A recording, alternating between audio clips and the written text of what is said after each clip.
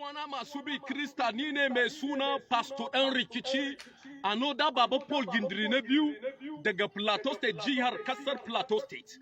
Da farko ina da sako wanda almasihu ya bani bisa ga abubuwan da suna faruwa.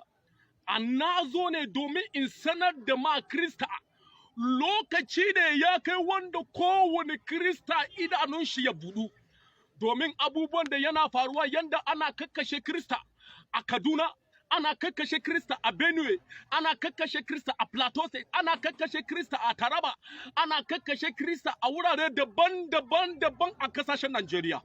Lokaci ne na zo in yi magana don ba tsoron kowa nake ba, ba kuma tsoron mutum nake yi ba, sai dai in ji tsoron Allah Ubangiji wanda ya alice ni kuma ya samun ranar da zan bar duniya.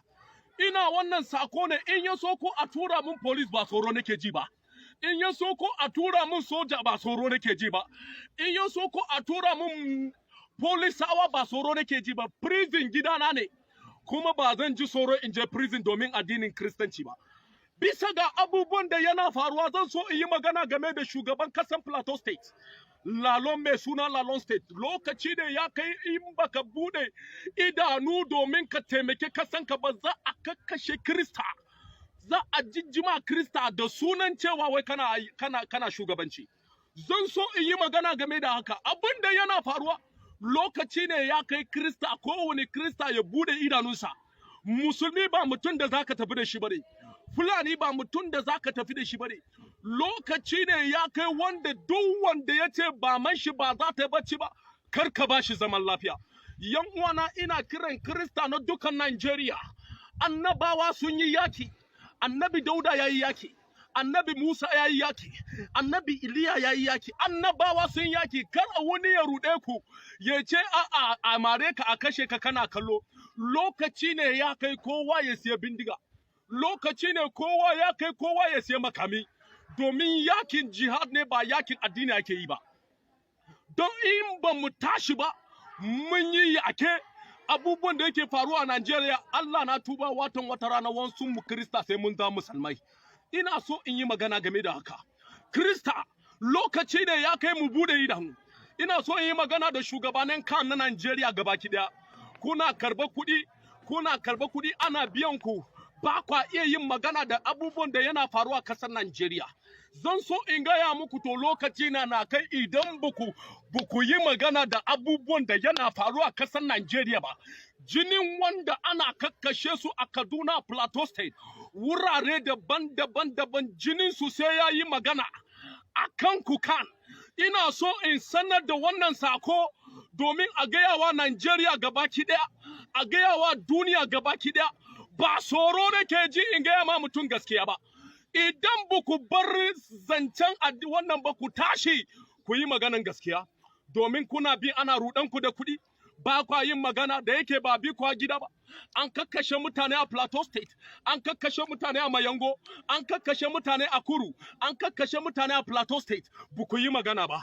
Yan uwana, lokaci ne ya kai wanda zan yi gaya ma kowane Kiristanci. Kowa ya bude idanu, kowa ya yi yaki.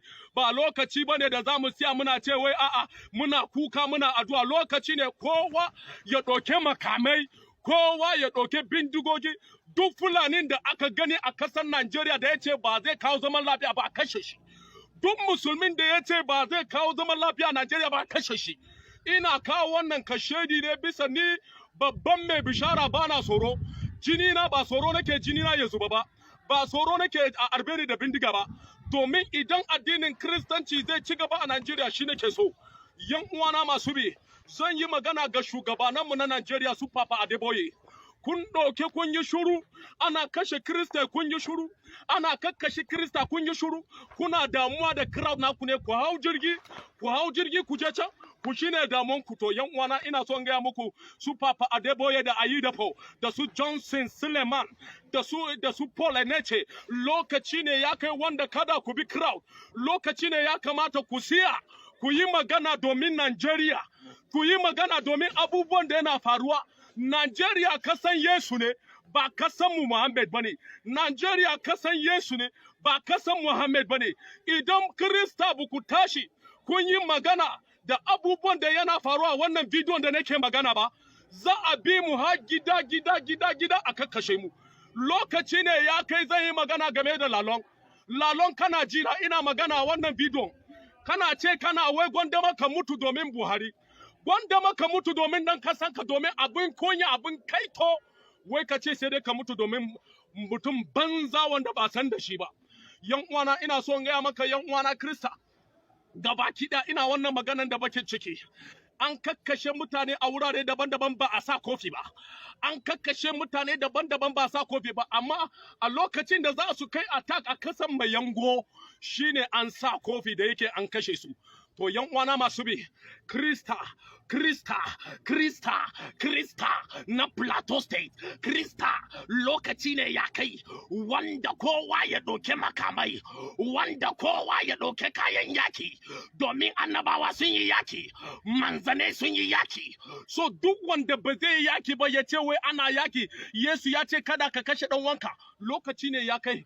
Dole ne a yi kisa, dole ne ya kai a rubuce yake a littafi, ya ce za a yi yake-yake, za a yi bumamumai, dole ne za a yi yake-yaken, kuma yanzu aka fara, ana kai yaki, ana kai ataka wurare daban-daban, ana ce wai mu zona lafiya, ba za mu zona lafiya ba. Yan wana mutanen Adamawa, yan wana mutanen Gombe, yan wana mutanen Taraba State, yan wana mutanen Borno, yan wana Krista, mutanen Najeriya gabaki daya, lokaci ne ya kai kowane Krista ya bude ido. Idan bai bude ido ba haka za a bi mu kasashen mu a kashe. Lokaci ne ya kai wanda duk Fulani, duk musulmi a wannan bidiyon da nake magana, duk Fulani da musulmin da ya ce ba zai zo na lafiya ba. Ina magana a matsayin Baba Paul Gindiri na biyu. Idan ba za a zo na lafiya ba, Krista, wanda ya yi rai ya yi rai, wanda ya mutu ya mutu. Ina wannan ba da wannan bidiyo ne domin a sanar da shi a ko'ina a Najeriya, ba tsoro nake ji ba. Lokaci ne ya kai kowane Krista ya siya bindiga. Lokaci ne ya kai kowane Krista ya siya makami. Lokaci ne ya kai kowane Krista a kasan Plateau State ya tashi, domin ba lokacin wasa ba ne. Wannan sako ina kawo ma ga Krista. Ni dan Plateau ne, ni kuma ba an gashi ne. Ba tsoro nake yi in mutu ba, biron Krista ne. Magabul Krista ne. Angas Krista ne. Tarob Krista ne. Abubuwan da yana faruwa a kasar Najeriya gabaki daya. Lokaci ne ya kai kowa da kowa ya tashi. Domin gaskiya abin da yana faruwa a kasar Plateau State. Ba zan ji tsoron ko bindiga ko alshashin mutum ba. In ya so a tura min alshashi a kashe ni. Amma na riga na faɗa Krista, idan yau na mutu jini na wuyan ko shugabanin ba ku yi yaki ba. Na faɗa abin da Ubangiji ya min magana. Domin lokaci ne ya kai musulmai ba mutum ba ne, Fulani ba musulmi ba ne. Najeriya ba za ta taɓa zama kasan jihar ba. Najeriya ba za ta taɓa zama kasan musulmi ba. Plateau State ba za ta taɓa zama kasan musulmi ba. Ku da musulmai baran sako ga musulmi da Fulani Najeriya da kuna zuwa kasan Plateau State domin ku kai attack. Sako ne nake kawo muku dukkan ku kuji. Plateau State kasan almasihu ne. Karya kuke yi, karyan boka ya ci maye, karyan maye ya kama pastor. Ina so in gaya muku cewa Plateau State kasan Yesu ne. Ina kawo wannan bidiyon domin a sanar ma duniya gabaki daya, domin ku sani ko ku ki ko ku ju. Krista, lokaci ne ya kamata kowa ya tashi. Musulmi na mulki ba don addinin Kristanci ba ne, don addinin Musulunci ne. Musulmi na mulki suna siye bindigogi, ana turo musu bindigogi daga Iraq, ana turo musu bindigogi daga Saudi Arabia, ana turo musu bindigogi daga wurare su Chadi. Amma sai mu ce wai akwai zaman lafiya. Duk wanda ya ce maka akwai zaman lafiya ka ce ni Pastor Paul ɗan rikici Baba Paul Gindiri na biyu, na dawo ne in faɗa ma kowane Krista idanunmu ya budu, in bai budu ba akwai sauran zubar da jini. Ubangiji ya taimake mu. Amin. To ƴan uwa musulmi masu saurare na, ba dogon jawabi zai ba saboda yawan bidiyon nasa yana da mintuna da yawa. Kamar yadda kowa ya sani, bidiyon na mutane da sun ɗan tuturo min shi da dama a WhatsApp, kuma har yau ban ga malamin da ya yi tsokaci kan bidiyon na ba. Ina ga sai Sheikh Musa Yusuf Asadu Sunna idan ban manta ba. Wannan bidiyon baya buƙatan ta'aliki da yawa. Sannan magana ta biyu, akwai bidiyon da na yi tsokaci a kai kwanakin baya na wani fasto na minti 3 a inda yake magana da Hausa da Turanci. Wasu suka ce ban fahimci bidiyon bane, ina faɗin abin da bai faɗa ba. To ina ga duk waɗannan daga cikin musulman da wasu daga cikin kiristocin arewa masu bibiyan mu, wannan ina ga zai tabbatar muku da abin da yake tafiya yanzu ba tare da na yi dogon jawabi ba. A iyakan abin da zan ƙara akan wannan, kuna da jin abin da yake faɗi, kuma wannan magana ya yi ta kuma bidiyo ya ɗauka, kuma ana ɗaukansa kuma yana yada kuma yana ba da sako, wanda duk wanda ya kalla ya san cewa a tsarin ƙasa ma wannan bai cancanci ya dinga yawo a cikin jama'a ba. Ɗaya kenan. Na biyu, wannan zai bayyana maka tsantsar rashin adalcin da ake musulmi a ƙasar nan, ta yadda malami magana kawai zai yi mai harshen damu, amma za a tuhume shi da ta'addanci ko boko haram. Da dama wasu sun tafi lahira a ƙasar nan saboda tuhumar yin zafi a wajen wa'azi. Wasu da dama suna prison saboda irin wa'innan maganganu wanda ba su kai kwatan abin da wannan ke faɗi ba. Wasu malaman suna prison. Dr. Nazifi Albayan Jos yana daga cikin malaman da gwamnatin Jonathan ta kulle shi tsawon shekaru saboda tuhuman cewa dan boko haram ne. Allah ya ji Malam Albani Zaria, shi da Nazifi bai kwatankwacin wannan ba ma wa'azi yayi ba. Albani Zaria Allah ya gafarta masa, yayi maganganu, maganganunsa ba su yi kwatan abinda wannan ya faɗi ba, sai da ya shiga hannu aka kulle shi a prison, sai da ai belin kuɗaɗe masu yawa kafin ya fito. Ala ayi hal, mahaifina ma da ya fito yana magana akan setulun da Boko Haram, tsakanin gwamnati da Boko Haram a wancan lokaci, wanda har magana sun yi lokacin yana raye, lokacin Boko Haram na farkonta, nan aka zo IG zai sa aka kama shi, daga baya suka sake shi bayan sun gama tuhuman nasa. Amma wannan abin da ya faru kwanan nan ya faru, daga faruwan wannan abin zuwa yau bana gari, bidiyon na aka yi ta turo min shi, har yau ban ga wani abin da ya yadu a social media na Allah wadai da wannan ba, ko wani abu makamancin abu. Ba mu san komai aka yi ta karkashin ƙasa ba, domin ta iya yiwa gwamnati ta yi wani abu, amma wannan is public abu ne wanda ba za a ɓoye shi ba, sannan za a yi shi jama'a su san an yi saboda gudun tada rikici da tashin tashina. Wannan kenan ko. Sannan duk wasu jaridu da suke yada propaganda kan musulunci da ta'addanci ba su ɗauko wannan bidiyon ba, kuma na tabbata sun ga wannan bidiyon, amma ba wanda ya ɗauko ya magana akan wannan bidiyon. Wannan shine zai ci gaba da bayyana maka mu wannan wato wani nasara ce ga Allah. Wakafallahu almu'minina alqital, Allah ya ishe mu na yaki. To wakafallahu almu'minina alqital wa kana Allahu qawiyyan asisa. Idan muka duba wannan lamari na abin da wannan mutum yake faɗi, yana ƙara bayyana bara'a da wanke wanda Allah ke ma addinin mu da sunan ta'addanci da ake zargin mu da shi, sai ga shi yanzu abin daga wajensa yake. Kowa ya san abin da ya faru a Plateau, ba sai an faɗa ba. Waɗanda suka fara zuwa suka kashe mutane, kafirai ne suka kashe musulmai a ƙasan nan. Ina son kowane kirista kowaye shi ya gaya min a history ɗin ƙasan nan ina ne musulmai suka taɓa zuwa suka kashe kafirai kiristoci ba tare da sun musu komai ba, ba tare da su ne suka fara kisan ba. A gaya min da a tarihin Najeriya ina ne aka taɓa yin haka. Haka kowa musulmi ya ɗau makami ya kashe kirista, a ina aka taɓa yin haka. Amma mu za mu iya irga muku adadin abubuwa wanda ya faru kwatankwacin wannan, ta yadda kuke ɗaukan makami kuna kashe musulmi ba tare da musulmin sun muku komai ba, ko da sunan ƙabilanci ko da sunan siyasa da abubuwa makamantan wannan. Amma irin abin nan wai shine wai ga mari ga tsinka jaka, a kashe mana yan uwa sannan mu ce ba mu yadda ba. Wannan ya fito ya bidiyo yana cewa ya bada umarni, a matsayin shi nawa? A matsayin shi nawa? Kuma gwamnati ta ga wannan bidiyon, za ta ce ba ta ga wannan bidiyon ba? Kuma ana so ƙasan nan ta zauna lafiya. Mu an lallasa mu, an ce mu yi haƙuri kan mu tada fitina, mu ce mutane su tashi su ɗauko ka a hannunsu. Wani yana ba da umarni a matsayin shi ko na malamin Kirista, kuma ana maganan kar a ɗau doka a hannu. Amma tare da haka za a ga wasu munafukan malamai masu ci da addini ta harkan haɗin kai da Kiristoci, haka suke zuwa in sun tashi, madadin su fito su su tsawatar kan wannan matsala, amma in sun tashi sai su riga rara gefe suna hada hatta da musulman a ciki a musu kuɗin goro. Idan gaskiya ta zo kowane bangare ka gaya mishi gaskiya, a daidai lokacin da wani bangare ya laifi to ba za ka hada da wani bangaren da ba a san yayi wannan laifin, wanda ya laifin shi za a gaya mishi bai kamata ya gyara ba, ya yi wannan laifin ba. Da dama su wayin da suke nake magana akan su sun san ko su suwaye. Ala ayyi hal, wallahi wannan matsalar da ke faruwa ga ta, kuma ana son wai kasar ta zauna lafiya. A haka ana son kasar ta zauna lafiya. Mu kamar yadda muke faɗi a kodayaushe, addinin mu ba addinin tashin hankali bane. A kullun annabi har magana ya akan kafirai yake cewa daga kashe kafirin da kuke zauna lafiya, kafirin amana.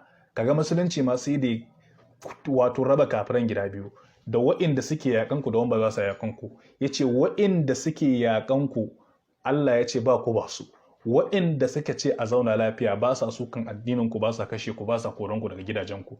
Allah ya ce ban hane ku yi mu'amala da su ba. Annabi sallallahu alaihi wasallam ce duk kafirin da kashe kafirin amana ba za ka ji kanshin aljanna bare ka shiga. Manzon me ya faɗi wannan magana? Gargaɗe mana yace kar mu kashe kafirin amana, kar mu kashe kafirin amana. A filin yaƙi wani ya je ya samu wani ana yaƙi, kafiri ne, yaƙi tsakanin musulmi da wanda ba musulmi ba a zamanin manzo Allah. Yana zuwa ya daga takobi zai sara masa, ya faɗi la ilaha illallah kuma ya kashe shi. Annabi ya ce a qataltahu ba'da an qala la ilaha illallah, ka kashe shi bayan ya ce la ilaha illallah. Annabi ya mai kace-kace a wani lokaci wanda zai ga ruwayan zai ga abin da ya faru. Sannan idan muka duba su ne a haƙu, mu musulmai da muka tsaya muna yaƙi da junan, muna munafinci, muna ƙoƙarin cin dunduniyar junanmu, su ne a haƙu da su mallaki makamai, ko mu ne a haƙu. Babu addinin da ya faɗa cewa sai ya yi amfani da abin da ya shafi self defense sama da addinin musulunci. Wa'iddu lahum mastata'tum min quwwatin wa min ribatil khayli turhibuna bihi aduwallahi wa aduwakum. Haka Allah ya faɗa. To ala ayyi hal, wallahi ni ina nan a nan wajen, kuma ko da yaushe duk abin da zai kawo mu kasan nan matsala, al'umma matsala, wallahi zan yi magana. Amma mu har abada bakin mu ba zai tada hankalin da za a je zubar da jini ba, har abada. Amma wallahi za mu gaya ma jama'a cewa duk abin da zai kai komo a kasan nan, kowane mutum ya kare kansa, yayi kokarin tanadan abin da zai kare kansa. Wannan ba laifi bane ko a tsarin kasa, saboda ga irin shirin da suke, ga abin da suke tun suna yi a bori, ga abin da yake bayyana a fili. Kuma ku duba sako yake ba gwamnati saboda shi isheshe ne. Aula wanda suke addinin ƙarya suna tanadan makamai don su yaƙi masu addinin gaskiya. Kai mai addinin gaskiya sai ka tsaya wa'innan suna faɗin maganganu marasa kyau. Me sayyidina Umar ya faɗa manzo Allah sallallahu alaihi lokacin sulhu Hudaybiyah? Annabi ya ce a koma ba za a shiga Makka wanda lokacin ba. Sayyidina Umar yake cewa idan sun mutu ina za su je? Annabi ya ce wuta za su je. Ya ce mu in mutu ina za mu je? Ce aljanna za mu je. Sayyidina Umar ya ce me yasa muke jira ba za mu shiga mu yaki ba, tunda muna da garantin inda za mu koma wajen ubangijinmu? Allah ya riga ya faɗa cikin alkur'ani, da mu da su ba wani bambanci tsakanin ƙarfi da wato ainihin dantse da zub da jini. Allah ya ce kamar yadda suke jin zafi in an soke ku haka kuke jin zafi, amma innahum ya'lamuna kama ta'lamuna wa tarduna min Allah ma la yarjun. Suna jin zafi in an harbe su da bindiga ko an soke su da takobi, kuma kuna jin zafi, amma bambancin ku da su kuna fatan samun rahamar Allah, su ba su fatan samun rahamar Allah. Amma alhamdulillah wannan bidiyo yana ƙara bayyana mana addinin mu addinin zaman lafiya, don kullum muna cewa zauna lafiya, kuma addinin mu abin da ya karantar da mu shine mu zauna lafiya da Kirista. Ba mu yaƙe su ba, kuma ba inda addini mai ce mu je mu yaƙi, kuma muna bin wannan karantarwa, don kuwa ba wanda suka kai musulmai hakurin zama a ƙasan nan tsakaninsu. Kuma wannan mas'ala da yake faruwa ta abin da ya shafi kashe-kashe da waye-waye zub da jini, duka dai ana yi, da yake faɗin cewa ana kashe Kirista a wajaje kaza da sauransu. Ina ne aka fi zubar da jinin musulmi in ba a Najeriya ba? Duk inda zaka ji idan an kashe mutane 100 zaka samu 99 musulmi ne, in ma za a samu da ba musulmi ba kashi 1 ne cikin su. Amma ka ji ana magana wai suna ana kashe Kirista. Duk wata bala'i in ya tashi a ƙasar nan musulmi akan musulmi yake karewa. Amma mun zauna mun shiru, wannan abin ya faru inda ka san bai faru ba. Mun ja baki mun shiru, ba abin da ya kamata mu tashi bane mai magana, mu bayyana ma duniya, mai magana da turanci yayi, mai da Hausa yayi, mai kaza yayi, masu rubuce su yi, dan mu barrantar da kanmu daga ta'addanci, mu bayyana su waye yan ta'adda. Wani yau yayi wannan magana za a ce dan Boko Haram ne. to ala ayi hal wannan magana da yake faruwa muna duka sakon mu zuwa gwamnati lalle irin wa'annan mutanen ba sa so a zauna lafiya kuma da yake cewa kasar Najeriya kasan Kirista ne ƙarya yake shi ya san ƙarya yake kuma su sun san ƙarya suke hatta Plateau da suke magana wallahi ƙarya suke kashi nawa suka dauka a Plateau din adalci iya adalci muna musu a kasar nan kashi nawa suka dauka a Plateau State amma suna magana cewa musulmi ba zai yi mulki ba ga Benue State nan su ake da adadin kasa ga waye to ala ayi hal duk wanda ya san wannan lamari ya san me yake faruwa ya kamata mu ranga hangen nesa mu san me ya kamata mu faɗi amma wannan mutumin ya kamata gwamnati ta san me ya kamata ta yi akan shi domin tun kafin ire-iren su kara yawa kasar ta ki zama lafiya wani malami daga cikin malaman addini ya sake bude baki ya magana kaga kasar za ta kwabe to wannan yana daga cikin abin da muke yawan bada shawara mu kullum fatan mu a zauna lafiya kowa ya addini domin ko idan mu tsakanin mu Kirista ka yaƙe ni a matsayinka na Kirista ka yaƙe ni musulmi sannan ni in yaƙe ka a matsayina na musulmi in yaƙe ka kaga za a waye gari ba wanda zai addini ma cikin mu kullun a yaƙi za mu kare kuma manufar mu bauta ma Allah shine manufar halittar nan to ala hal wannan shine sakona bana so bidiyon sai duk abin da ya biyo baya wannan dai duk abin da zai je biyo baya a garin kowane gari wa'annan mutanen suke haifar da matsala wannan shine Allah subhanahu wataala ya datar da mu